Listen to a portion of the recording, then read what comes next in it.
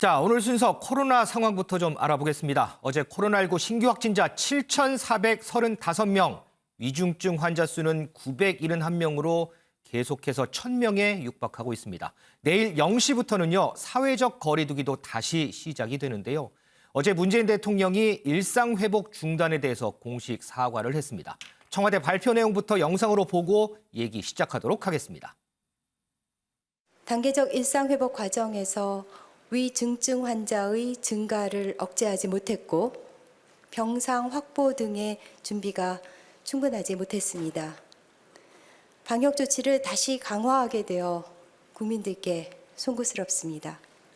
일상회복으로 기대가 컸던 소상공인과 자영업자들의 상실감이 크므로 손실보상과 함께 방역 협조에 대해 최대한 두텁게 지원할 수 있는 방안을 조속히 확정하여 신속하게 집행하겠습니다. 어제 문재인 대통령의 사과는 코로나19 관련해서 5번째로 나온 사과입니다. 윤영걸 대표님. 예. 문재인 대통령이 병상 확보 등의 준비가 충분하지 못했다 이렇게 시인을 했습니다. 네. 뭐 제가 보기에는 사과를 안 할 수 없는 분위기였고 당연히 뭐 사과를 했어야죠. 지난 7월 달에 중순에 문재인 대통령이 짧고 굵게 방역을 강화하겠다 했잖아요. 네. 그 이후에도 한 4개월 끌었거든요. 근데 지금 한 달 반 전에 후퇴할 수 없다 하면서 이제 위드 코로나를 했는데 이제 전면 후퇴하는 거잖아요. 그런 면에서 대통령이 사과한 거는 저는 뭐 바람직한 거라고 이렇게 봅니다. 다만 좀 아쉬운 거는 이게 굉장히 중요한 거거든요. 국민들의 생활하고 관련이 되는 건데 네. 이거를 대변인 통해서 사과를 할 일인가. 아하. 그건 대통령이 직접 나서서 해야 되는데 그동안에 K방역 뭐 홍보 잘했다고 하는 거는 대통령이 직접 나서서 했는데 이거는 대변인을 통해서 했다는 게 좀 국민들이 볼 때는 좀 맞득지 않을 수가 있겠다. 뭐 이런 생각이 들고요. 또 사과 내용이 뭐 병상 확보, 위중증 환자가 이렇게 늘어날지 몰랐다. 그리고 소상공인 보호에 만전을기하게 되는데 위중증 환자가 늘어나고 병상 확보는 위드 코로나 하면서 당연히 준비해야 될 아주 기본적인 거거든요. 네네. 그 위드 코로나 하면서 병상 늘어나고 환자 얼만큼 늘어나는 거는 플랜 A, B, C 충분히 예측이 가능한 건데 이거 안 해서 지금 온 나라가 난리고 정은경 질병청장은 2만 명까지 앞으로 늘어난다고 확진자가 이렇게 얘기했는데 여기에 대해서 왜 책임자 얘기는 전혀 없는 거죠. 저는 책임자 문책도 어느 정도 따라야지 된다 이런 생각이 들어서 저는 두 가지가 부족하다고 봅니다. 대리 사과가 부족했고 또 이 엉터리 같은 이 방역 정책을 한 책임자 거기에 대한 왜 문책이 없느냐. 국민이 지금 코로나 사지에 던져져서 지금 각자 도생, 각자 지금 코로나 백신 찾으러 다니는 이런 환경이 됐는데 여기에 대한 책임자 문책은 저는 반드시 뒤따라야 된다 이렇게 봅니다.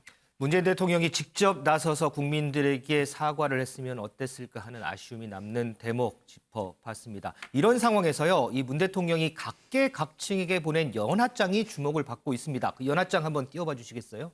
자, 이 안에 문구를 보면요, 지금 보시는 게 그 워딩으로 써 있는데요. 그 안에 보면 이런 문구가 있습니다. 우리는 일상을 회복하는 희망의 계단에 올랐다. 이런 표현이 좀 눈에 띕니다. 자, 그런데 이현종 의원님, 네. 이 연하장이요, 사회적 거리두기 강화 방안이 발표되기 전에 이제 발송이 됐다고 해요. 그렇습니다. 그럼에도 불구하고 지금 상황과 좀 비교해 봤을 때는 내용과 현재 상황 좀 맞지 않는 거 아니냐, 뭐 이런 얘기도 좀 나오긴 합니다. 그러니까 아마 이 연합장 문구가 쓰여질 때만 하더라도 이미 오미크론에 대한 확산이 있었던 상황입니다. 자, 그리고 지금 세계 각국이 다시 방역을 강화하는 분위기가 있었지 않습니까? 네. 그렇다면 충분히 그런 부분들을 이제 감안을 했어야 되는데 문제는 지금 이 강화된 상황에서 이걸 받아보신 분들은 당황할 수밖에 없죠. 대통령께서 이렇게 일상회복의 희망의 단계에 올랐다고 이야기를 하는데 지금 상황은 그렇지 않고 예전에 보면 이제 터널의 끝이 보인다고 이야기를 하고 그 얼마 뒤에 있어서 바로 이제 폭증 사태가 왔지 않습니까? 그러니까 문제는 뭐냐면 지금 우리가 대통령이 뭐 대리사가 문제 지적하고 등등 하는데 과연 대통령이 정확한 보고를 받고 있는가? 바로 그 부분에 이제 집중되어 있다 봅니다. 왜냐하면 지금 이 확산세 문제는 이미 전문가들이 저희 방송이나 이런 데 나와서 그동안 수차례 문제 제기를 했었거든요. 네. 그러면 빨리 지금 중증 환자실을 많이 확충을 해야 된다라는 이야기를 했고 그리고 이게 환자가 폭증하면 지금 의료 시스템이 감당할 수 없다는 이야기도 많이 했어요. 자, 그럼에도 불구하고 그것에 대한 준비는 전혀 안 갖춰졌는 상황에서 이 사태가 이제 벌어졌거든요.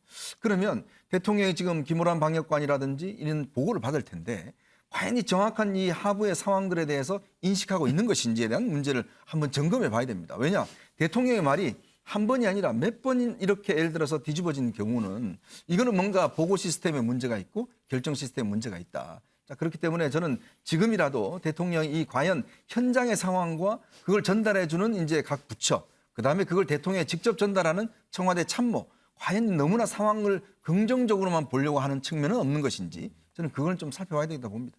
자, 그런데 그 유영호 교수님, 네. 지금 방금 이현정 의원도 잠깐 언급을 했지만 이렇게 계속 상황이 악화될 때마다 거론되는 인물이 바로 김호란 그 방역관이에요. 어떻게 보세요? 뭐 김효란 방역관이 책임이 없다 이렇게 얘기할 수는 없겠지만은 그러나 청와대에 있는 김호란 방역관의 온전한 책임이다라고 얘기하는 것도 상당히 과도한 얘기죠. 그렇죠? 이것은 방역이라는 것은 뭐 국민들도 잘 알겠습니다만 지금 질병청이 있고요. 그리고 보건복지부가 있고 그리고 그 중대본인의 김부겸 총리가 있고 이 시스템에서 움직이는 것이죠. 네. 청와대는 이제 대통령과의 가교 역할을 하는 정도 수준일 텐데 김호란 방역관을 자꾸만 몰아가는 것은 야당의 사실 정치적인 공세 아닌가 싶어요. 저는. 그러니까 이 방역이라는 문제에 대해서 우리가 정확히 알아야 되는 것은 국민의 생명이 달려 있는 문제 아니겠습니까? 네. 그러면은 코로나19 다시 또 세계를 덮고 있는 이 코로나19를 이기기 위해서 극복하기 위해서는 정부가 투명성 있게 그리고 방향을 올바로 제시해야 되고 방역 당국이 또 국민들의 협력을 얻어야 되고 협조를 얻어야 되고 우리 과거의 K방역 사례처럼 높은 시민 의식이 들어가야 되고 이게 결합되지 않으면 사실상 우리가 코로나19를 극복하기 어렵단 말이죠. 일각에서 정치 방역에 대해 자꾸만 얘기하고 김호란 방역관 얘기하는 것은 물론 이제 위드 코로나의 이런 새로운 실험이 제대로 안 된 건 분명한 거죠. 네. 세계적 실험인데 한국에서 잘 안 된 거죠. 그러나 하여튼 이것을 자꾸만 정치적인 코너로 몰고 가고 대선과 자꾸만 연계시켜서 그런 의도가 있는 그런 식의 발언들이 이루어진다는 것은 지금의 이 엄중하고 힘든 상황들을 극복해 나가는데 별로 도움이 안 된다. 차라리 대안을 제시해야겠죠. 어떻게 하자. 건강한 대안과 제안을 제시해야지. 너 너무 잘못하지 않았어. 엉터리 방역 아니었어. 이렇게 얘기해버리면 엉터리 방역은 전혀 아니었죠. 이 위드 코로나 시대 이현정 의원도 얘기했지만 이 위드 코로나 시대를 우리가 빨리 일상 회복하려고 그랬는데 좀 더 디테일한 부분들 그리고 단계적인 강화 부분들 병상 확보 문제라든가 이런 부분에 있어서 준비가 충분하지 않았던 거죠. 준비가 아예 없었던 건 아니고요. 그리고 이제 이것은 제가 말씀드리면 이거는 위드 코로나 부분에 있어서의 어떤 그 세계적 실험이거든요. 우리 처음 하는 거예요. 인류가 태어나서 이게 처음이에요. 한국도 처음이고 미국도 처음이고 유럽도 처음이고 다 이거든요. 계속해서 다른 나라 같은 게 확진자가 늘어나고 있잖아요. 그 부분을 우리가 좀 더 잘했으면 좋았겠죠. 좀 더 철저한 준비를 하고 좀 더 단계적으로 했으면 좋았을 텐데 이런 부분들이 아쉬우니까 대통령은 국민이 불안해하니까 이제 사과를 한 거라고 볼 수 있는데요. 중요한 것은 하여튼간에 이걸 자꾸만 너무 정치화시키지 말고 국민적으로 어떻게 이걸 슬기롭게 끌어나갈 수 있을 것이냐 이런 점에 좀 여야가 다 지혜를 모아야 하지 않겠냐 저는 그렇게 생각합니다. 어쨌든 뭐 이 난국은 어서 빨리 우리가 헤쳐나가야 되는 부분이고요. 이 과정에서 뭐 누구 한 사람의 잘잘못을 따지기보다는 온 국민 정치권이든 우리 국민들이 좀 힘을 좀 많이 합쳐야 되겠다 뭐 이런 생각도 좀 해봅니다.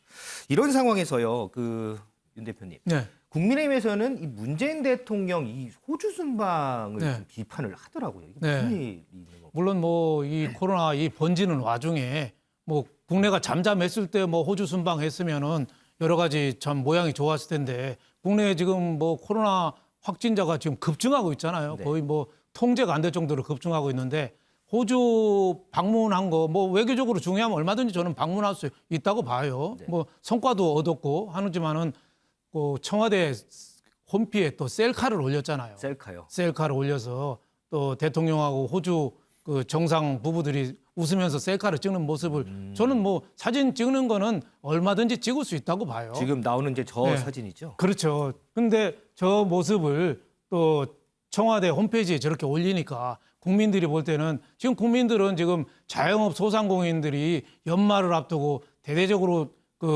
그동안에 장사 못했던 거를 좀 만회해보겠다고 원료 준비도 하고 여러 가지 했는데 지금 망연자실한 상태인데 저렇게 활짝 웃는 모습으로 사진을 찍는 게 저게 맞는 건지 저거는 대통령의 문제가 아니라 청와대 보좌관들 비서진들이 생각이 없는 거죠.